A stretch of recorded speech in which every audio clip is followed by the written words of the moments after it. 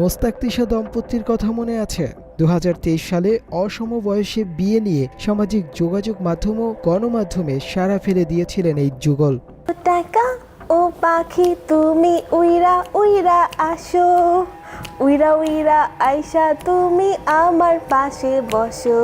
এসেছি আমি তোমার জীবনে, এসেছি উইরা উইরা এসেছি। স্বামীর বয়স 60 আর স্ত্রীর বয়স 18। মেয়ের জামাইয়ের থেকে প্রায় 15 বছরের ছোট শ্বশুর। তাদের দৃষ্টিকটু এই প্রেম কাহিনী নিয়ে বইও লিখেছেন মোস্তাক। বইমেলায় গিয়ে সাধারণ মানুষের তোপের মুখে পড়তে হয়েছিল মোস্তাক তিশাকে।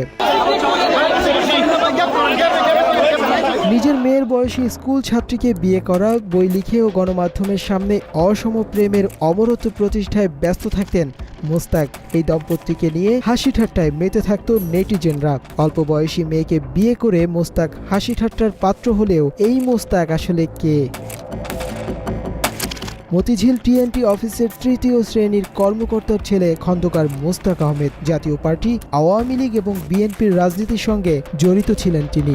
বিভিন্ন সময় রাজনৈতিক দলগুলোর নাম ভাঙিয়ে কোটি কোটি টাকার সম্পদ গড়ে তুলেছেন মোস্তাক। সম্পদ বৃদ্ধির সঙ্গে নারী লোভী হয়ে উঠেছেন তিনি। 3 বিয়ে করার পাশাপাশি একাধিক স্কুল পড়ুয়া ছাত্রীকে নির্যাতন করেছেন মোস্তাক। মোস্তাকের বিরুদ্ধে এমন সব অভিযোগের পাল্লা অনেক ভারী। 1987 সাল থেকে 1990 সাল পর্যন্ত অবিভক্ত ঢাকার 33 নং ওয়ার্ডের কমিশনার ছিলেন মোস্তাক। জাতীয় পার্টির মনোনীত প্রার্থী হিসেবে নির্বাচিত হন তিনি। ওয়ার্ড কমিশনার হয়ে মতিঝিল এলাকার 20 থেকে 25টি দোকান অবৈধভাবে দখলে নেন মোস্তাক। এখান থেকেই মোস্তাকের পাপের দুনিয়ার শুরু হয়। পরে সুযোগ বুঝে পাপের পাল্লা ভারী করতে 1991 সাল থেকে 96 পর্যন্ত বিএনপি, 1997 সাল থেকে 2001 সাল পর্যন্ত আওয়ামী লীগের রাজনীতিতে যুক্ত ছিলেন মোস্তাক। পরে আবার ভুল পাল্টে বিএনপির রাজনীতি করলেও বিগত 1.5 দশক মোস্তাক ছিলেন স্বৈরাচার শেখ হাসিনার অনুসারী। গণ অভ্যুত্থানে ক্ষমতাচ্যুত আওয়ামী লীগের ক্ষমতাধর নেতাদের সঙ্গে সখ্যতা ছিল খন্দকার মোস্তাক আহমেদের। পলাতক সাবেক প্রধানমন্ত্রী শেখ হাসিনার বেসরকারি শিল্প ও বাণিজ্য বিষয়ক উপদেষ্টা সালমান এফ রহমানের ঘনিষ্ঠজন ছিলেন মোস্তাক। আওয়ামী লীগের সাবেক এমপি সাবের হোসেন চৌধুরী সহ ঢাকা মহানগরের দুর্নীতিবাজ অনেক নেতার সঙ্গে সুসম্পর্ক ছিল তার। শুধু তাই না, ভারতের প্রধানমন্ত্রী নরেন্দ্র মোদীর সঙ্গেও দেখা করতেন খন্দকার মোস্তাক। আওয়ামী লীগ আর ভারতপ্রেমী হওয়ায় হাসিনার আমলে পুরস্কৃত হয়েছেন মোস্তাক আহমেদ। আওয়ামী লীগের শুভাকাঙ্ক্ষী হওয়ায় বিগত 1.5 দশকে 2 বার মতিঝিল আইডিয়াল স্কুল অ্যান্ড কলেজের দাতা সদস্য নির্বাচিত হন মোস্তাক। অভিযোগ আছে 2012 ও 2021 সালে ভুয়া ভোটের মাধ্যমে নির্বাচিত হন তিনি। মতিঝিল আইডিয়ালের গভর্নিং বডির দায়িত্বে থাকাকালীন ভর্তি বাণিজ্য করে কোটি টাকার উপরে হাতিয়ে নিয়েছেন মোস্তাক। এ সময় স্কুলের একাধিক ছাত্রীকে শারীরিকভাবে লাঞ্ছিতও করেন তিনি। ক্ষমতার ভয় দেখিয়ে এসব শিক্ষার্থী ও তাদের পরিবারের সদস্যদের মুখ বন্ধ করে রাখতেন মোস্তাক। আওয়ামী লীগ হেল্প নেয়, বিভিন্ন হেল্প নেয়, বিভিন্ন টাকা খরচ করে, বুঝলেন নাই, হিউজা কামিয়েছে, খরচ করে। এবং আওয়ামী লীগ যে তখন ছিল আমাদের যার যে ইচ্ছা করছে সে সমস্যা, আওয়ামী লীগ করলেই হলো, আওয়ামী লীগ সাপোর্ট নিলেই হলো। গভর্নিং বডির দায়িত্বে থাকাকালীন মোস্তাকের সহযোগী হিসেবে কাজ করতেন মতিঝিল আইডিয়ালের কয়েকজন শিক্ষক, যাদের কাছ থেকে শিক্ষা পাওয়ার কথা তাদের চাপের মুখে নিজের ইজ্জত হারাতে হয়েছে অনেক ছাত্রীর। সামাজিক মর্যাদার ভয়ে তারা কখনো মুখ খোলেনি। ভুক্তভোগী কয়েকজনের সঙ্গে যোগাযোগ করা হলে তারা এসব নিয়ে কথা বলতে এখনও ভয় পান। সেটা যেমন সম্মানহানির, তেমনি মোস্তাকের গুন্ডা বাহিনীর। স্থানীয় আওয়ামী লীগ নেতাদের ঢাল বানিয়ে মতিঝিল আইডিয়াল কলেজকে নিজের মন মতো করে পরিচালনা করতেন মোস্তাক। তার বিরোধিতা করার সাহস দেখায়নি কেউ। ডিবি হারুন দেখা করে যে সে নিষিদ্ধ ডিবি হারুন এখন তার উপরে বেরিয়ে হয়ে কিভাবে সামাজিক করছিলেন বিদ্যর্পের মতো, যেখানে মেয়ের বাবা কান্নাকাটি করতেছে তাকে বিয়ে পাওয়ার জন্য, সে ওখানে বীর দর্পে ঘুরে বেড়াচ্ছে। তবে ক্ষমতাকে কাজে লাগিয়ে অনিয়ম দুর্নীতি করলেও মোস্তাক সবচেয়ে আলোচিত ঘটনা ঘটায় 2023 সালে।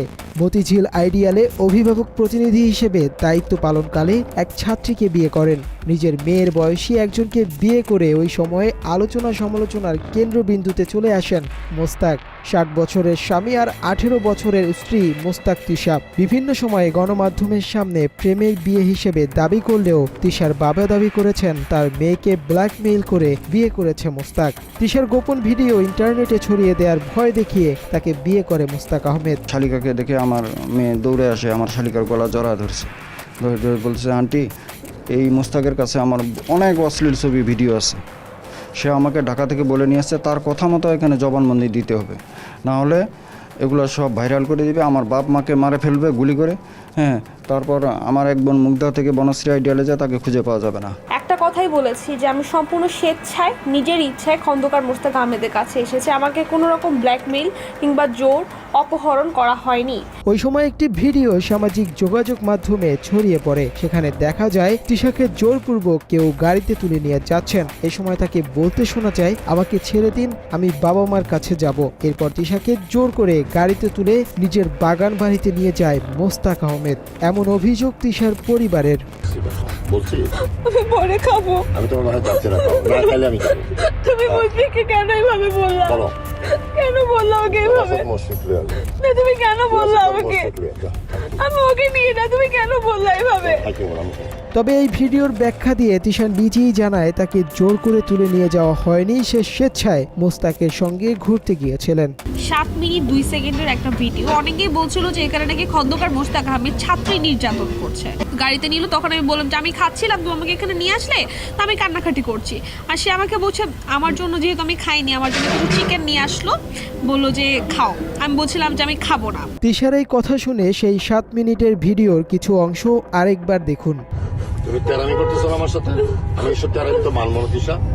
তোমার খাইতে বলছি খাও, আমি আবারও বলতেছি খাও, হাজারো হাজারো তোমার যে খাওয়াইতেছি এটি তো বেশি, তোমার খাওয়া উচিত না, আমি যে খাওয়াইতেছি এটি বেশি। বিষ খাওয়া পারলে তিশাকে মোস্তাকের হাতে তুলে দিতে সবচেয়ে বেশি সহযোগিতা করেছে মতিঝিল আইডিয়ালের তৎকালীন অধ্যক্ষ ফাউজিয়া রাশেদি। মোস্তাকের কাছে তিশার শারীরিকভাবে হেনস্থা হওয়ার বিষয়টি সবই জানতেন তিনি। এ বিষয়ে কোনো পদক্ষেপ না নিয়ে বরং অধ্যক্ষ ফাউজিয়া মোস্তাককে সুযোগ করে দিতেন। এ বিষয়ে আইডিয়ালের তৎকালীন শিক্ষার্থীরা গণমাধ্যমকে জানান, নরসিংদীতে মোস্তাকের বাগান বাড়িতে শিক্ষা সফরে নিয়ে যান ফাউজিয়া। ওই সফরে তিশাকে ঘিরে আলাদা পরিকল্পনা করে ফাউজিয়া ও মোস্তাক। ফজিয়া রাশেদি পুরোপুরি মোস্তাককে সহযোগিতা করে আছে, এই আমার মেয়েকে ব্ল্যাকমেলের বিষয় থেকে শুরু করে সব কিছু দিন। এবং যেখানে মোস্তাকের বাগান বাড়িতে পিকনিকে নিয়ে গেছিলো, হ্যাঁ, সেখানে অনেক অভিভাবকও এটা নিষেধ করেছে যে একজনের বাগান বাড়িতে কেন, এত পিকনিক স্পট থাকতে একজনের ব্যক্তিগত বাগান বাড়িতে কেন। হ্যাঁ, এটা কিন্তু ফজিয়া সেটা শোনে না। এবং সেখানে ছাত্রীদের যৌন হয়রানি করা হয়েছে, এটা ঢাকা পোস্টে রিপোর্টে আছে। তিশার আপত্তিকর ভিডিও ধারণ করে তাকে বিভিন্ন ধরনের মাদক দিয়ে বিয়েতে রাজি করায় মোস্তাক। বাবার এমন দাবির সাথে তিশা বরাবরই দ্বিমত পোষণ করেছে। আমার বাবা যে গতকালকে কথাগুলো বললো, আমার তো মনে হয় সে তো প্রতিটা কথাই মিথ্যা বলেছে। তিশা তার বাবার সব অভিযোগকে অস্বীকার করলেও আদালতের নির্দেশে করা ফরেনসিক রিপোর্ট বলছে ভিন্ন কথা। তিশা সেখানে লিখিত বক্তব্যে জানান, তার সাবেক বয়ফ্রেন্ডের সাথে থাকা কিছু ছবি দেখিয়ে মোস্তাক তাকে ব্ল্যাকমেইল করছে। মোস্তাককে বিয়ে না করলে আপত্তিকর ছবিগুলো সামাজিক যোগাযোগ মাধ্যমে ভাইরাল করার হুমকি দেন তিনি। এই লিখিত স্টেটমেন্টে তিশার স্বাক্ষর রয়েছে। তিশাকে বিয়ের পর থেকেই বিভিন্নভাবে সমালোচিত হয়েছেন মোস্তাক আহমেদ। বিভিন্ন জায়গায় প্রশ্নের সম্মুখীন হতে হয়েছে তাকে, কেন তিশার পরিবারকে বিয়ের প্রস্তাব দেননি মোস্তাক। বিয়ের পর সবচেয়ে বেশিবার এই প্রশ্নের উত্তর দিতে হয়েছে মোস্তাককে। এসব বিষয়ে জানতে চাইলে মোস্তাক নিজেই স্বীকার করেন তিনি তিশার পরিবারকে বিয়ের প্রস্তাব দেননি। যে আমি তিশার ফ্যামিলির সাথে কথা বলি নাই, এটা সত্যি কথা। এখন বলি নাই, এটা তো সত্যি। এটাকে এখন যদি আমি আরো বলি, আমি বলি না, এটা ক্লিয়ার। শেষ পর্যন্ত যেভাবেই হোক তিশাকে বিয়ে করেছে মোস্তাক। তবে মতিঝিল আইডিয়ালের একাধিক ছাত্রী যারা মোস্তাকের হাতে নির্যাতনের শিকার হয়েছেন, তাদের অবস্থা আরও করুণ। মতিঝিল আইডিয়ালের কয়েকজন অভিভাবক প্রতিষ্ঠানটির পরিচালনা পর্ষদ বরাবর মোস্তাকের বিরুদ্ধে অভিযোগও দিয়েছেন, কিন্তু মোস্তাকের ক্ষমতার কাছে হেরে যান তারা। কোনো বিচার পাননি ভুক্তভোগীরা। উল্টো এসব পরিবারকে আওয়ামী লীগের ক্যাডার দিয়ে বিভিন্ন সময় হুমকি দেওয়া হতো মোস্তাক। ভারতের হোটেল হারুনের অফিস থেকে বেরিয়ে সে সামাজিক সম্মেলন করেছিল এই সময়। তখন সে টাকা দিয়েছে 30 লাখ টাকা দিয়ে হারুনকে কিনে নিয়েছে, হারুনকে ইউজ করেছে। সে বিভিন্ন অ্যাঙ্গেল থেকে আওয়ামী লীগকে ইউজ করে এই কাজ করেছে। শুধু নারীদের হেনস্থা করেই যে পার পেয়ে গেছেন মোস্তাক এমন না। বিগত 1.5 দশকে আওয়ামী লীগের রাজনৈতিক অনুসারে মোস্তাক বিভিন্ন সময়ে নিয়োগ, বদলি ও ভর্তি বাণিজ্য করে কোটি টাকার উপরে আত্মসাৎ করেছেন, এমন অভিযোগ করেছেন মতিঝিল স্কুল অ্যান্ড কলেজের সাবেক শিক্ষক আব্দুল জলিল। 2013 সালে এসে সে মুস্তাক 91 ভর্তি করায় 400, সেখানে আয় করে সে 12 কোটি টাকা। এভাবে প্রতিটি মেম্বার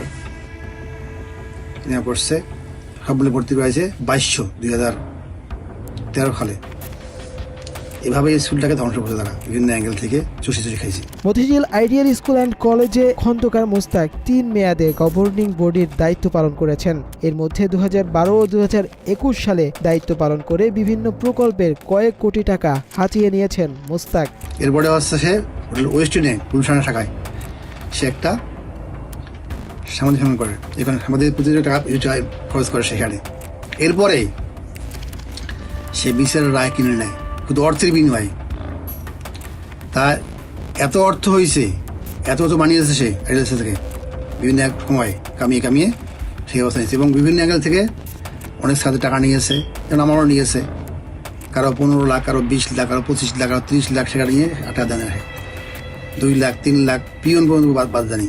মোস্তাককে এ কাজে সহযোগিতা করেছে কলেজের গভর্নিং বডির সাবেক চেয়ারম্যান আবু হেনা মোর্শেদ জামান, যার বিরুদ্ধে বৈষম্য বিরোধী ছাত্র আন্দোলন দমনের নির্দেশনা দেওয়ার অভিযোগও তোলা হয়েছে। আবু হেনা মোর্শেদ জামান আইডিয়াল স্কুল অ্যান্ড কলেজের শিক্ষক কর্মচারী নিয়োগ, নির্মাণ কাজ, কেনাকাটা সহ বিভিন্ন খাতে অনিয়ম করে বিপুল পরিমাণ সম্পদের মালিক হয়েছেন বলে অভিযোগ অভিভাবক ও শিক্ষার্থীদের। আওয়ামী লীগ সরকারের বিভিন্ন অনিয়ম দুর্নীতির সঙ্গে জড়িত আবু হেনা মোর্শেদ জামানকে বাধ্যতামূলক অবসরে পাঠিয়েছে অন্তর্বর্তী সরকার। তবে এই সরকারি আমলার সহযোগী হিসেবে পরিচিত খন্দকার মোস্তাক তার অপরাধের পার পেয়ে যাচ্ছেন। জুলাই অভ্যুত্থানের হত্যা মামলা দায়ের করা হয়েছে তার বিরুদ্ধে। এছাড়া নিজের ভাইকে গুমের অভিযোগেও মোস্তাকের বিরুদ্ধে গুম কমিশনে অভিযোগ করা হয়েছে। এসব ভুক্তভোগীরা দীর্ঘদিন ধরে বিচারের আশায় থাকলেও সেই আশা পূরণ হয়নি। কথিত আওয়ামী লীগের ছত্রছায়ায় পার পেয়ে গেছেন মোস্তাক আহমেদ। তবে তার ক্ষমতার রানী হাসিনা পালিয়ে যাওয়ায় এখন অন্য রাজনৈতিক দলের সুযোগ নেয়ার অপেক্ষায় মোস্তাক।